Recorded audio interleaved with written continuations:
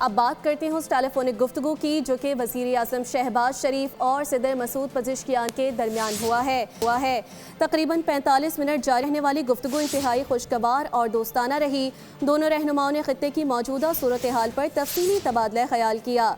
मुज़ाकरात के पहले दौर में वफ़द भिजवाने पर वज़ीर आज़म ने सदर पज़ेश्कियान और ईरानी क़यादत का शुक्रिया अदा किया। वज़ीर आज़म ने ईरानी सदर को सऊदी अरब, कतर और तुर्किया समेत मुख्तलिफ आलमी रहनुमाओं के साथ अपनी हालिया मुलाकातों के बारे में भी आगाह किया।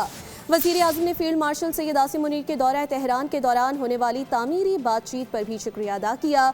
वज़ीर आज़म ने ईरानी सुप्रीम लीडर आयतुल्लाह मुज्तबा ख़ामनई के लिए नेक तमन्नाओं का भी इजहार किया।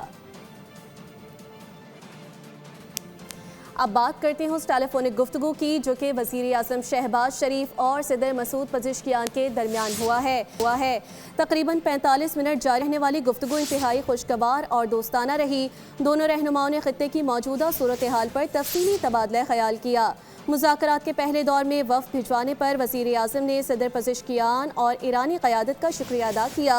वज़ीर आज़म ने ईरानी सदर को सऊदी अरब, कतर और तुर्किया समेत मुख्तलिफ आलमी रहनुमाओं के साथ अपनी हालिया मुलाकातों के बारे में भी आगाह किया।